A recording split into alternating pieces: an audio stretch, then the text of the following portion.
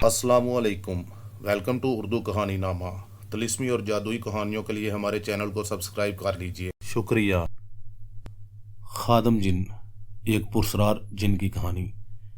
गो कि आज खादम को हमसे जुदा हुए अरसा बीत गया है, लेकिन आज मुझे ऐसा महसूस होता है कि जैसे वो हमारे इर्द गिर्द यहीं कहीं मौजूद है। ये आज से 8 साल पहले की बात है। इस वक्त मेरी उम्र 13-14 साल के लगभग थी। हमारे ताया जान के बड़े बेटे साकब की शादी थी। तमाम ख़ानदान ताया जान के बंगले में शिफ्ट हो रहा था। शादी में अभी 3-4 रोज़ बाकी थे। सबसे ज़्यादा खुशी तो हम तमाम कज़न को थी। एक तो अरसे बाद इकट्ठे हुए थे और दूसरा शादी जैसा बड़ा इवेंट था। तमाम दिन हम खूब हल्ला गुल्ला, खेल कूद और शरारतें करते। ये मेहंदी से एक रात पहले की बात है। हम तमाम कज़न ने रात के वक्त क्रिकेट मैच खेलने का प्रोग्राम बनाया। हमारी टीम 2 ग्रुपों पर मुश्तमिल थी, एक में लड़के और दूसरी में लड़कियां। वैसे तो ताया जान के बंगले में चारों तरफ लॉन थे, लेकिन सबसे बड़ा ग्राउंड सामने मेन गेट वाला था और इसके आखिरी कोने में एक बरगद का दरख्त था। सच्ची बात तो यह है कि मैं जिस दिन से मामा पापा के साथ यहाँ आया था, इस वक्त से मुझे बरगद का ये दरख्त कुछ अजीब पुरस्रार सा लगा था और अब तक मैंने इस पर कोई परिंदा बैठा नहीं देखा था। ये सब बातें मेरे दिल में ही थी, मैंने इनका किसी से जिक्र नहीं किया था। खैर, वक्त मुकर्रर पर हमने मैच शुरू किया। शादी के मौका पर लाइट्स वगैरह इतनी लगी हुई थी कि रात के वक्त भी दिन का गुमान होता था। सबसे पहले बैटिंग पर मैं और हमाद थे। लड़कियों की टीम फील्डिंग कर रही थी और बॉलिंग साइमा करवा रही थी। मैं और हमाद छक्के चौके लगा रहे थे। अभी साइमा के ओवर की लास्ट बॉल थी और मैं बैटिंग पर था कि अचानक मुझे ऐसा महसूस हुआ जैसे बरगद के दरख्त की जानब से एक ठंडी हवा का झोंका आया हो। इतनी देर में साइमा भी बॉल करवा चुकी थी और मैं भी गैर इरादी तौर पर शॉट लगा चुका था। लेकिन ये क्या, गेंद आसमान की वसतों को तैरती हुई दूर कहीं खलाओं में गुम हो चुकी थी। इसी असना में मैं अपने आप को एक मरतबा फिर नॉर्मल महसूस कर रहा था। तमाम कज़न से ज़्यादा हैरत खुद मुझे थी कि ये कैसे हो गया। अभी हम अंदर से नई गेंद लाने का सोच रहे थे और लड़कियां मुझे आउट करार दे चुकी थी कि एक नाकाबिले यकीन मंजर हमारी आंखों ने फिर देखा। गेंद आसमान की तरफ से होती हुई ग्राउंड में आ गिरी और मेरे कदमों के पास आकर रुक गई। जहां मुझे आउट ना होने से बच जाने पर खुशी थी, वहीं मेरा तजस्सुस और बढ़ चुका था। दफ्तन ताया जान किसी काम से कमरे से बाहर आ रहे थे और गेंद के इस अमल को उन्होंने अपनी आंखों से देखा था। अचानक ताया जान की नज़रें बरगद के दरख्त की जानब उठ गईं और मेरी नज़रें भी इनकी नज़रों का ताक़ब करने लगी, लेकिन मुझे दरख्त पर कुछ नज़र न आया। जब मेरी निगाहें बरगद के दरख्त से हटकर ताया जान की तरफ गईं तो वो जा चुके थे। इस वाक़े के बाद मुझे 100% यकीन हो गया कि असल हकीकत कुछ और है। मैंने तमाम कज़न से माजरत करते हुए कहा कि तुम खेलो, मैं अभी थोड़ी देर में आता हूँ। वैसे भी वो मुझे आउट करार दे चुके थे। मेरे कदम सीधे ताया जान के कमरे की जानब उठ गए। कमरे के पास पहुंचकर मैंने दरवाजे पर दस्तक दी तो ताया जान की आवाज़ सुनाई दी। कौन? मैंने कहा, ताया जान मैं समी हूँ, अंदर आ जाओ बेटा, दरवाज़ा खुला है। अंदर दाखिल होते ही मैंने ताया जान को सलाम किया और कहा, मैं आपसे कुछ कहना चाहता हूँ। हाँ समी बेटा, कहो क्या बात है? कहीं खेल में तो किसी ने कुछ नहीं कहा? मैं अभी इसे बुलाकर पूछता हूँ। नहीं ताया जान, ऐसी कोई बात नहीं, दरअसल बात कुछ और है। हाँ बेटा कहो क्या बात है? डरो नहीं, मैं सिर्फ तुम्हारा ताया ही नहीं दोस्त भी हूँ। ताया जान पहले आप वादा करें कि आप माइंड नहीं करेंगे और मेरी पूरी बात सुनेंगे और जो असल हकीकत होगी इससे मुझे आगाह करेंगे, नहीं तो मैं आपसे नाराज़ हो जाऊँगा। अच्छा बेटा, जैसे तुम चाहो। फिर मैंने पहले दिन से लेकर अब तक के तमाम वाक़यात जो महसूस किए थे ताया जान को बता दिए। पहले तो ताया जान कुछ देर खामोश रहे, फिर बोले, बेटा मैंने तुमसे वादा किया है, इसलिए असल हकीकत तुमसे छुपा नहीं सकता, लेकिन पहले तुम भी वादा करो कि इस बात का किसी से जिक्र नहीं करोगे। तो मेरे प्रॉमिस करने पर वो बोले, दरअसल वो खादम है जिसने तुम्हारी गेंद को शाल लगाया था और फिर गेंद वापस भी इसी ने ला कर दी है। जब तुम खेल रहे होते हो वो भी तुम्हारे साथ खेल रहा होता है और वो शॉट तुमने नहीं खादम ने लगाया था। खादम कौन ताया जान? बेटा वो जिनजाद है, मेरा शागिर्द और ग़ुलाम है। इसे मैंने चिल्ले के ज़रिए काबू किया था।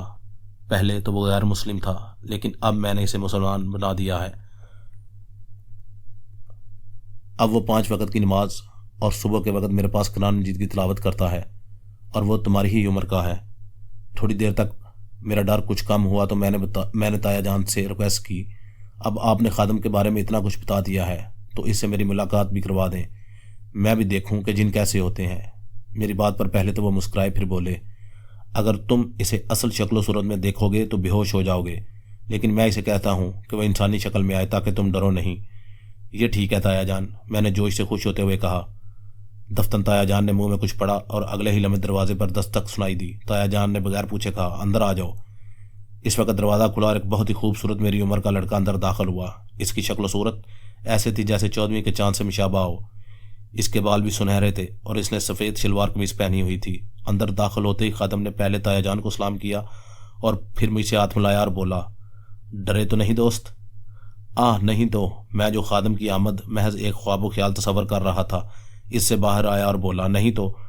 کچھ دیر تو خادم مجھ سے باتیں کرتا رہا، پھر تایا جان کے اشارے پر واپس چلا گیا۔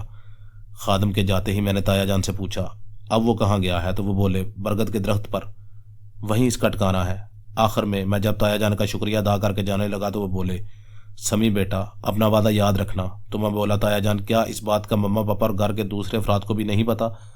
تو وہ ہنستے ہوئے بولے، بڑوں کو تو خادم کا پتہ ہے، لیکن بچوں کو اس لیے نہیں بتایا کہ کہیں وہ ڈر نہ جائیں۔ شادی کے اختتام پر جب ہم واپس اپنے گھر جانے لگے تو میں نے تایا جان سے ایک مرتبہ پھر درخواست کی کہ میں خادم سے ملنا چاہتا ہوں، تو انہوں نے اجازت دے دی۔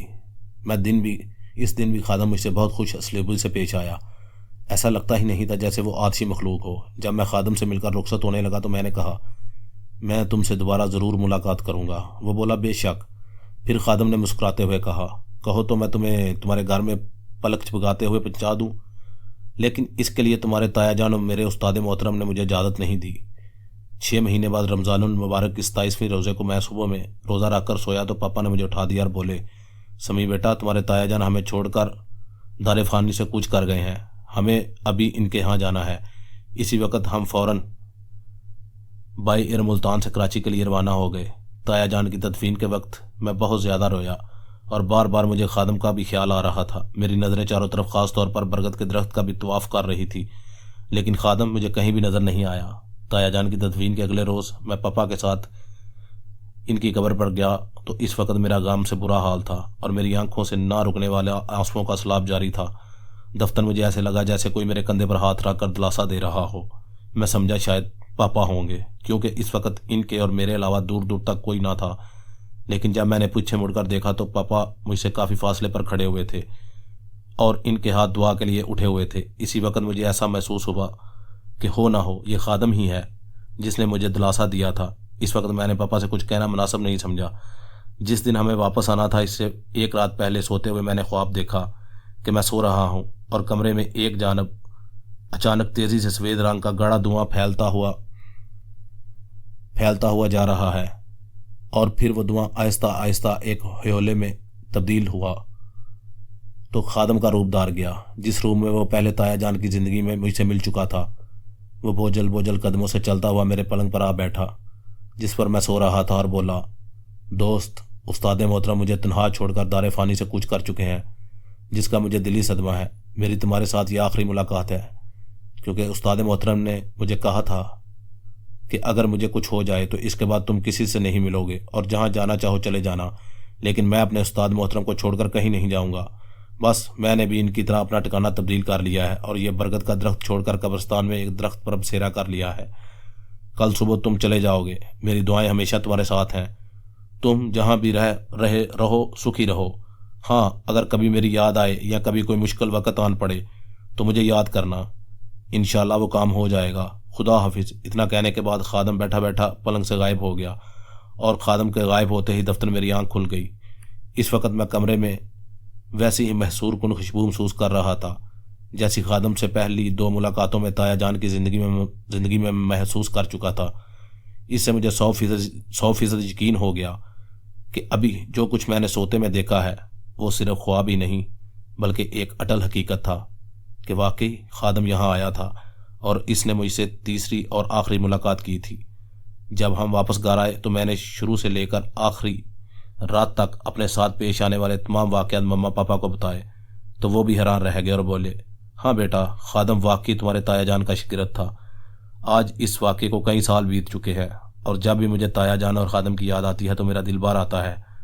اور ہاں، اگر کوئی کام اس سے نہ ہو رہا ہو اور مشکل پیش آئے تو میں خدا کے بعد خادم کو یاد کر لیتا ہوں، اور وہ کام چٹکیوں میں ہو جاتا ہے، اور میرا یقین مزید پختہ ہو جاتا ہے کہ واقعی آج بھی خادم ہمارے نزدیک یہیں کہیں موجود ہے۔